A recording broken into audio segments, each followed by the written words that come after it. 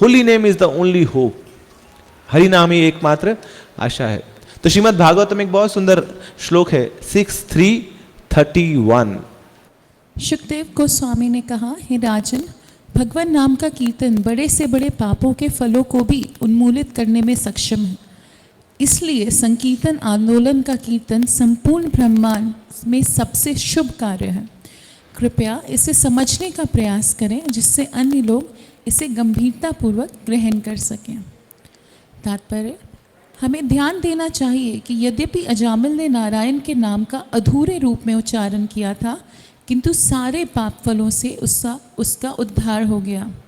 पवित्र नाम का कीर्तन इतना मंगलप्रद है कि यह हर एक को पाप कर्मों के फलों से मुक्त कर सकता है, किंतु इससे यह निष्कर्ष नहीं निकालना चाहिए कि कोई व्यक्ति पाप के फलों का निराकरण करने के लिए कृष्ण कीर्तन करके पाप करता रह सकता है। प्रत्युत उसे समस्त पापों से रहित होने के लिए सावधान रहना चाहिए और हरे कृष्ण मंत्र के कीर्तन द्वारा पाप कर्मों का निवारण हो जाएगा, यह कभी सोचना ही नहीं चाहिए, क्योंकि यह दूसरा अपराध है। यदि संयोगवश किसी भक्त से कोई पाप कर्म हो जाता है तो भगवान उसे क्षमा कर देंगे, किंतु मनुष्य को जानबूझकर पाप कर्म नहीं करना चाहिए। तो यहाँ सुखदेव गोस्वामी परीक्षित महाराज को बोल रहे हैं कि आपको हरि नाम लेना चाहिए। क्यों? क्योंकि आप लीडर हो, लीडर को हरि नाम लेना पड़ेगा, तभी चल के बाकी जो प्रजा है वो हरि नाम लेगी। भगवान गीता में बताते हैं यद यद आचरती श्रेष्ठा तत्तत एव तरोजना, कि जो श्रेष्ठ लोग जो कार्य करते हैं साधारण जनता उसको फॉलो करती है। इसलिए आप हरि नाम लेना स्वीकार करो। एक बार श्रीला प्रभुपाद जब अमेरिका में थे तो वहाँ पे प्रभुपाद जी के शिष्य प्रभुपाद जी को आगे खबर देते हैं कि प्रभुपाद जी, आपको पता है कि ये जो क्वीन एलिजाबेथ है उसका गार्ड वो हरि नाम लेना शुरू कर दिया। Prabhupada was not that much excited. बोले, वो क्वीन एलिजाबेथ कर रही है कि नहीं पहले बताओ ना, वो करेगी तो I will get some excitement. जो श्रेष्ठ लोग करेंगे फिर उनको देख के साधारण जनता वो फॉलो करेगी। तो यहाँ हरि नाम की महिमा को बताया जा रहा है। पहले गाना आया करता था ना, मेरी प्यार की उम्र हो इतनी सनम, तेरे नाम से शुरू तेरे नाम पे खत्म। तो ऐसे भक्तों को गाना नहीं गाना चाहिए, सॉरी गलत बात है ना, devotees should not sing song, मगर डिवोटीज के लिए गाना है मेरी भक्ति की उम्र हो इतनी प्रभु, तेरे नाम से शुरू तेरे नाम से खत्म। तो हमारी भक्ति की शुरुआत ही हरि नाम से होती है और उसका जो कंक्लूजन है, उसका जो श्रुति फल है वो भी हरि नाम ही है। तो हरि नाम से शुरू हरि नाम पे खत्म। खैर भक्ति कभी खत्म होती नहीं है और भक्ति कभी शुरू भी नहीं होती है, भक्ति तो पहले से ही चल रही है ना। हमारा भगवान के साथ संबंध तो हमेशा से है, मगर हम भूल जाते हैं बार बार। मगर कोई व्यक्ति जैसे कुछ भूल जाता है तो क्या कराया जाता है, उसको बार बार याद कराया जाता है। तो ऐसे ही हम भी भुलक्कड़ हैं, चोट लगी है ना, एक्सीडेंट हो गया तो भूल जाते हैं मैं कौन हूं, तुम कौन हो, मैं क्या कर रहा हूं ना। तुम्हारे भी ये हाल है कि मैं कौन हूं ना, मैं शरीर हूं, मैं आत्मा हूं, क्या हूं मैं, यहाँ क्या कर रहा हूं, क्यों मुझे माया इतने प्रताड़ित कर रही है, क्यों मुझे दुख मिल रहा है, कष्ट मिल रहे हैं। तो फिर उसको याद कराया जाता है, बोले ये ना तुम्हारा नाम रवि है ना, और तुम उन भगवान के अंश हो, ये तुम्हारे पिताजी हैं, ये तुम्हारे माता हैं, तो याद कराया जाता है। तो ऐसे ही हम भूल चुके हैं हम कौन हैं, तो हमें भी याद कराया जाता है किसके माध्यम से, नाम के माध्यम से। तो जब हम हरे कृष्ण महामंत्र का जप करते हैं तो फिर वो हमारा एमनेशिया दूर होता है, हमें चीज़ें एज इट इज दिखने लग जाती है, वो जो बुद्धि जो खो चुकी थी वो पुनः जागृत हो जाती है। तो बताया जाता है जिस युग में हम हैं है ना, कलयुग, इसमें दोष ही दोष हैं।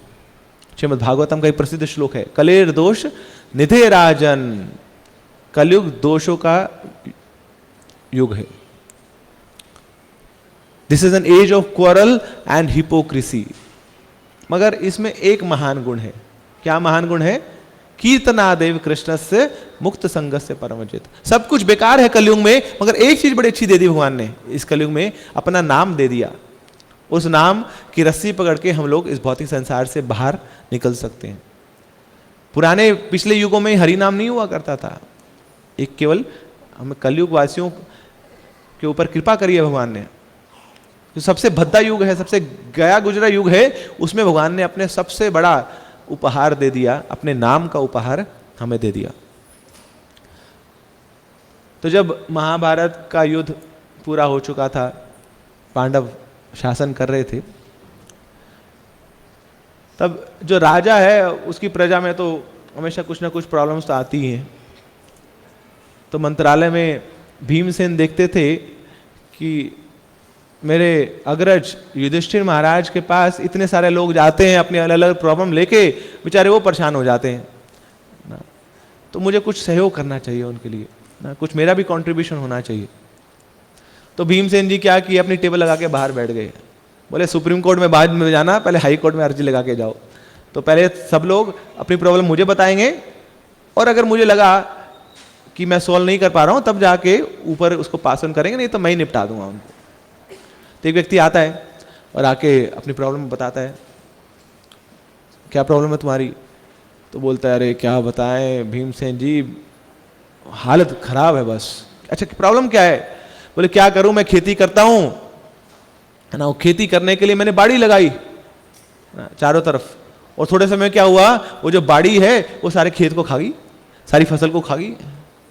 तो भीमसेन जी सर को खुजलाते हैं, बोले ये क्या प्रॉब्लम है, बाड़ी लगाई और बाड़ी खेत को खा गई। अच्छा बाड़ी किस लिए लगाई थी? खेत को बचाने के लिए, और वही बाड़ी खेत को खा गई। समझ नहीं आया भैया, जाओ बड़े भैया के पास जाओ, मेरे पास का नहीं है। फिर दूसरा व्यक्ति आता है, भीमसेन जी रोक देते, अरे इधर इधर नंबर लगाओ, पहले मैं सॉल्व करूंगा तुम्हारी प्रॉब्लम। क्या प्रॉब्लम है तुम्हारी? बोले क्या बताएं भीमसेन जी ना, एक जग था मेरे पास ना, पानी से भरा हुआ, उसको मैं गिलास में डालता गया, तो बड़े सारे गिलास भर गए। फिर मैंने सोचा कि थोड़ा रिवर्स करके देखते हैं ना, थोड़ा मेरा इंजीनियर माइंड का कीड़ा है, तो थोड़ा देखते हैं रिवर्सिबल प्रोसेस है। तो मैंने उल्टा डाल के देखा, तो जग से तो गिलास भर गए, मगर गिलास से जब वापस जग में डाला तो जग तो खाली रह गया, अधूरा रह गया। ये समझ नहीं आई मुझे बात।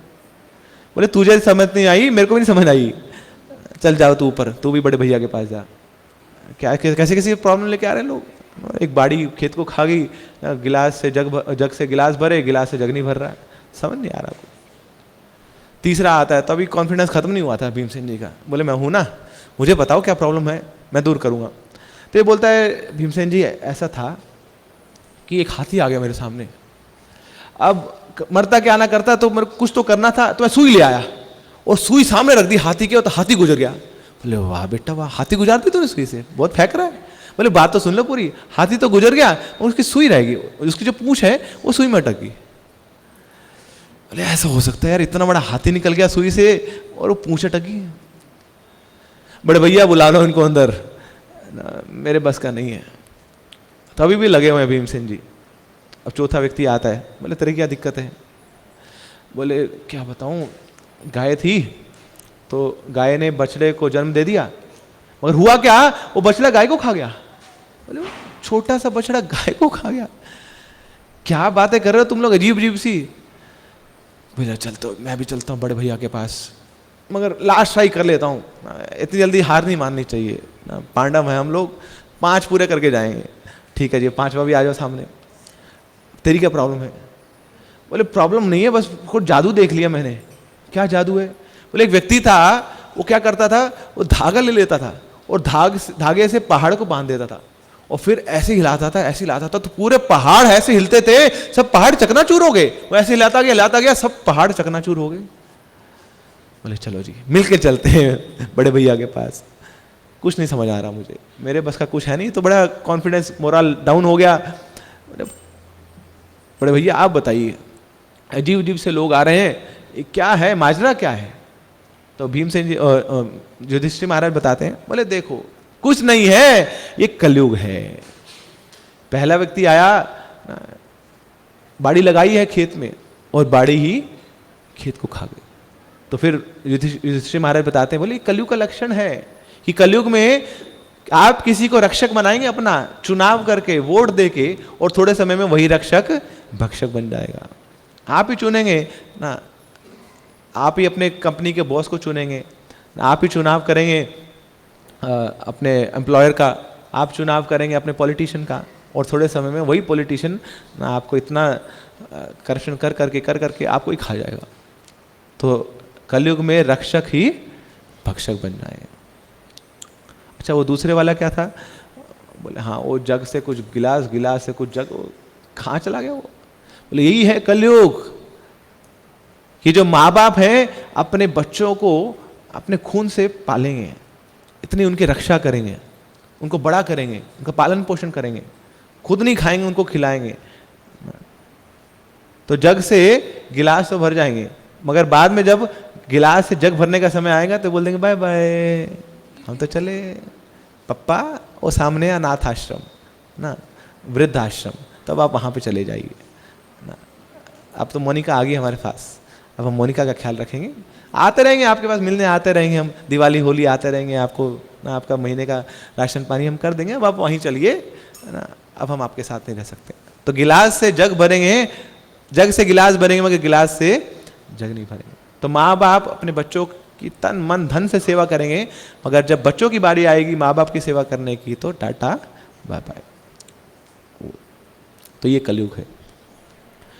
अब तीसरा कि हाथी तो निकल गया सुई से मगर पूंछ अटक गई।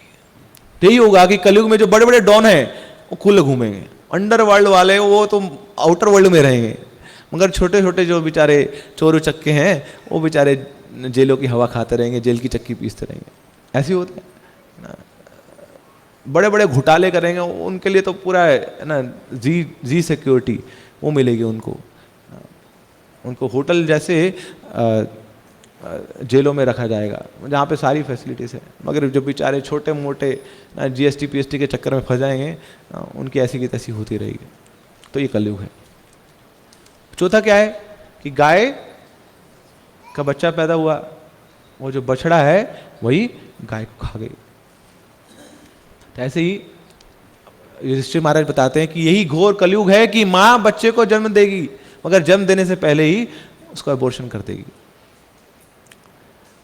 ये जो सबसे प्योरेस्ट रिलेशनशिप होता है ना माँ का बच्चे के साथ, जो ममता के जो प्रेम है उससे भरा होता है, अब वही खून से सना जाएगा। Every year there are not less than 1 crore abortions. तो क्या होगा? माँ बछड़े को जन्म देगी और बछड़ा माँ को खा जाएगा, गाय को खा जाएगा। तो यहां स्वार्थ से सना हुआ है ये संबंध भी। अच्छा भैया, ये बड़े पांचवे वाले का क्या किस्सा है? ये तो धागे से पूरा पहाड़ों को हिला रहा, सब चकनाचूर कर रहे हैं। बोले हाँ, ये कलयुग की देन है कि कलयुग में हर जगह दोष ही दोष है, अजीबोगरीब लोग हैं, मगर कलयुग में एक ऐसा नाम है हरि नाम, कि हरि नाम क्या करेगा? ये जो हरि नाम का धागा है, हरि नाम की रस्सी है, तो जिस व्यक्ति इस हरि नाम को पकड़ लिया, अब उसके जो पहाड़ जैसे बड़े बड़े जो पाप हैं, पाप के पहाड़ हैं, वो ऐसे चकनाचूर हो जाएंगे कि ऐसे कभी थे नहीं, कि हरि नाम लेने मात्र से सबके पाप ऐसे धुल जाएंगे। श्री श्री हरि नाम प्रभु की। तो यहाँ श्रील प्रभुपाद